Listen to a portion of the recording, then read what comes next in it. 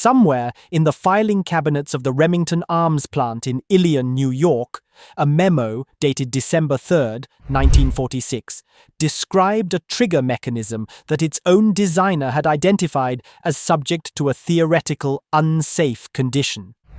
The designer's name was Merle Walker. Everyone called him Mike. He was 34 years old, 2 days short of his 35th birthday, and he had just written the first in a series of documents that would span 4 decades, cross the desks of executives and engineers and attorneys, and never reach the public. The rifles went to market, the memos went into storage, and for more than 30 years before the first wrongful death verdicts forced the documents into the open, the warning sat where Remington had placed it, in the dark.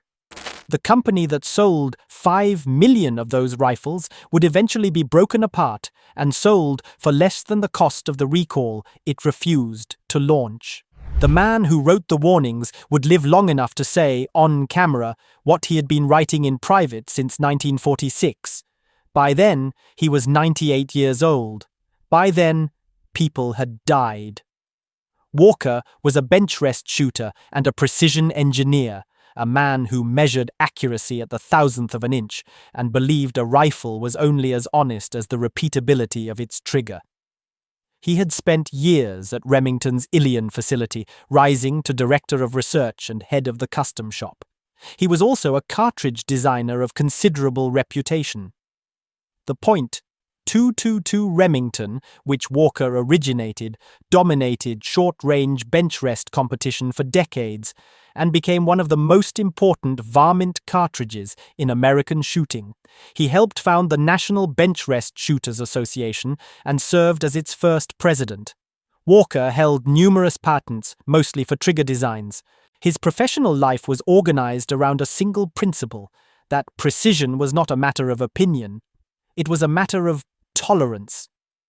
The rifles Remington sold before the war, the old Model 30 series, required receivers machined through multiple milling operations. The cost per unit had climbed beyond what the post-war market would bear. Walker designed something that solved the cost problem and the precision problem simultaneously.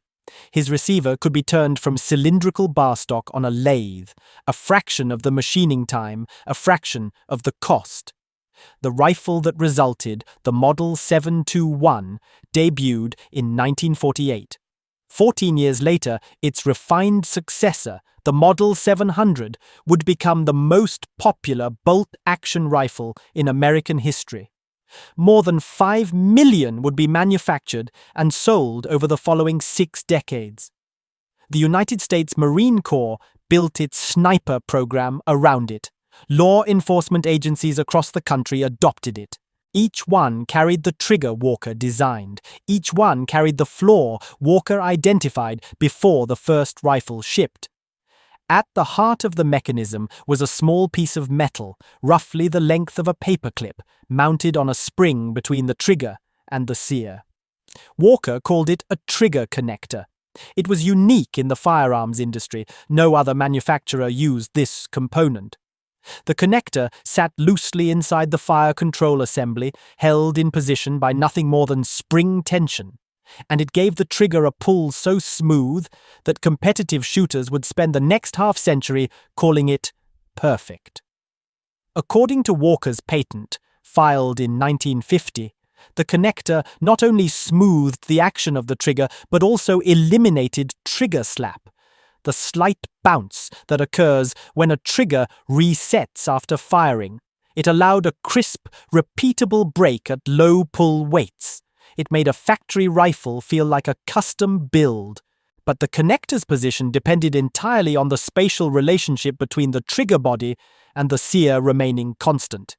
If a particle of debris, rust, powder residue, a microscopic fragment of brass, migrated between the connector and the trigger body, the connector could shift out of alignment. When it shifted, the sear lost contact with the trigger. The trigger was bypassed entirely. The firing pin was held back only by the safety cam. And when the user released the safety, the rifle fired. No finger on the trigger, no mechanical warning. the gun simply went off. Walker understood this before the first production rifle left the factory. His December 1946 memo used the phrase theoretical unsafe condition. 4 months later, in April 1947, test engineer Wayne Leake filed a pilot line inspection report on the Model 721 and wrote that the situation could be very dangerous from a safety and functional point of view. Leake confirmed what Walker had described. It was possible to fire the gun by pushing the safety to the off position. In August 1948, Walker proposed a fix. He drew up plans for a trigger block, a device that would lock the connector in place while the safety was engaged, preventing the misalignment that caused the unintended discharge. He submitted the design to his superiors. An internal analysis acknowledged his modification was the best design. It also calculated the additional cost at 5.5 cents per gun. Remington's parent company, DuPont, had already been sending memos about the new rifle being over budget, including a 1947 memo detailing $4,000 in cost overruns. Walker's proposal added expense to a project already under financial scrutiny. A 1948 memo concluded that the disadvantages lay in the high expenditure required to make the conversion. The Model 721 went to market with the original trigger, the original connector, and the original floor. Within 5 months, Remington received its first customer complaints of rifles firing when the safety was released. What followed was not a failure of knowledge. It was a series of decisions about what to do with knowledge already possessed. The complaints arrived year after year, from hunters, gunsmiths, authorized dealers who had seen the condition firsthand. Remington filed them. The company settled individual lawsuits quietly, with confidentiality agreements that sealed the evidence from public view. In 1962, Remington released the Model 700, a cosmetically modernized version of the 721. The trigger was unchanged. The connector was unchanged. In March 1968, Consumer Reports tested a Model 700 BDL and found that it fired when the safety was released. The malfunction persisted for more than 100 consecutive firings. The publication warned that an inexperienced user might have caused a serious accident. Inside Remington, the article produced memos, not changes. Philip Burdett wrote to colleagues on April 17, 1968, suggesting they find a way to build a little more into the guns in this area. 2 years later, on July 7, 1970, C.B. Workman noted management's extreme displeasure over the article. The displeasure concerned the embarrassment to the company, not the risk to the customer. By the mid-1970s, the condition had been duplicated inside Remington's own facility. In March 1975, research manager John Lind wrote to a Houston gunsmith confirming that Remington could duplicate the fire control problem on a returned Model 700. In the second half of 1979, a Remington employee named E. Houghton Jr. examined 133 rifles returned for alleged inadvertent firing and verified 44 of the complaints, 1/3 of the total. That same year, following a jury verdict that forced the recall of the Remington Mohawk 600, a cheaper rifle built with the same Walker trigger in stamped housings, the company's Product Safety Subcommittee met to decide whether to recall the Model 700. The minutes recorded the decision against recall. Internal analysis had found that only 1% of the rifles could be induced to fire, but 1% of the installed base meant 20,000 rifles in American households capable of discharging when the safety was released. The committee concluded that a recall would undercut the message Remington intended to communicate about proper gun handling. Instead, the company hired the public relations firm Hill and Knowlton to revise a set of safety rules it called the 10 Commandments of Firearms Safety. Among the commandments, do not rely on your gun's safety. The rules became an industry standard. They also became Remington's courtroom defense, a framework for attributing every unintended discharge to user error. Walker retired from Remington in 1975 after 37 years. He did not stop writing. In 1982, 7 years into his retirement, he sent a letter to his former employer. The sentence that survived in the record is unambiguous. Walker wrote, "Please do not bring out a new bolt action without a foolproof safety." He was referring to the same trigger block he had proposed 34 years earlier. The company again declined. Meanwhile, inside Remington, the engineering department had been working quietly on what Walker had asked for all along. In 1981, the company funded a secret development program code named NBAR, New Bolt Action Rifle. Among its documented priorities, an improved fire control with no connector. A blocking mechanism was specified, the same feature Walker had drawn up in 1948. But the program's existence remained concealed from the public until the Texas Supreme Court ordered its disclosure in 1992.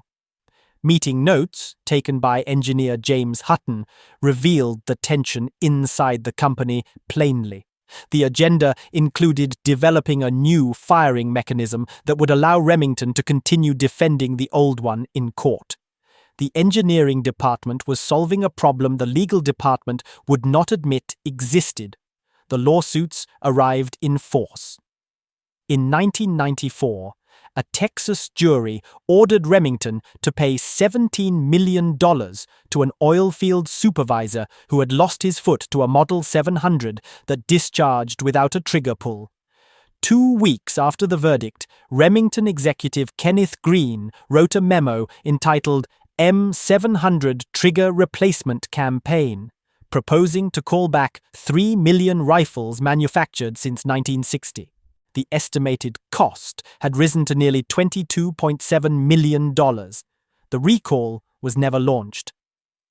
In October 2000, 9-year-old Gus Barber was killed on a family hunting trip in Montana when his mother's Remington 700 fired as she released the safety to unload it. Barbara Barber's hand was nowhere near the trigger. Her husband, Rich, spent the next decade compiling thousands of pages of internal Remington documents, including Walker's memos, the very documents the company had kept from public view for half a century. The trail of paper Rich Barber assembled told a single story. The writer who had warned about the danger had warned early, had warned often, and had been overruled every time. In 2007, Remington finally introduced a replacement trigger, the X-Mark Pro, that eliminated the connector and incorporated a blocking mechanism. A source close to the company confirmed the connector was removed because it had become the focus of so many lawsuits. The essential design of the replacement was what Walker had proposed in 1948, 59 years earlier. In 2010, at 98 years old, Merle Mike Walker sat in his home and spoke on camera for the first time about the trigger he had designed and the warnings he had written. The CNBC documentary Remington Under Fire placed Walker's story at its center. He called his trigger a perfect trigger. He also acknowledged the theoretical unsafe condition he had identified 64 years before. He attributed Remington's refusal to adopt his fix to cost. Then, in a moment of candor the documentary preserved, he offered a different explanation. He said he thought it was stupidity. It was the closest Walker ever came to a public indictment of the institution he had served for nearly 4 decades.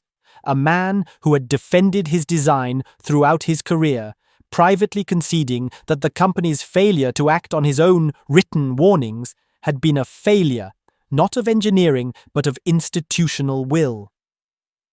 Walker died on March 6, 2013, in a North Carolina hospice following complications from hip replacement surgery. He was 101 years old. He had competed in national bench rest matches at 99. He had been building rifles in his garage workshop past his 101st birthday. A year after Walker's death, Remington agreed to a class action settlement covering approximately 7.85 million rifles, every Model 700 and related model manufactured with the Walker trigger since 1962. Documents obtained by CNBC revealed that even the Marine Corps sniper school at Camp Lejeune had reported rifles slam firing without a trigger pull during training, with one 2003 report noting the condition had become a safety issue for the school. In 2020, Remington filed for bankruptcy a second time and was broken apart. The firearms division was sold to Roundhill Group for $13 million, less than the cost of the recall Kenneth Green had proposed and abandoned 26 years earlier. The Ilion factory, where Walker had written his first memo in 1946, eventually closed. Production moved to Georgia under a new entity called Remarms. The trigger connector, that floating sliver of metal, unique in the firearms industry, the source of the smoothest factory trigger ever built and the longest product liability argument in American gun history, is no longer manufactured. But millions of rifles that contain it remain in closets, gun safes, and hunting camps across the country. Every autumn, someone shoulders one. Every autumn, someone trusts the safety. The man who designed the trigger and spent longer warning about it than he spent designing it is gone. The company that filed his warnings and sealed its settlements is gone.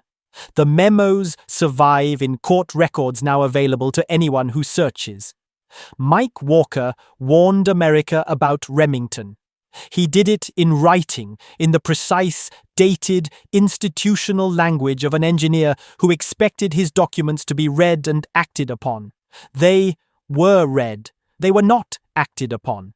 And for more than 30 years, no one outside the building heard a word.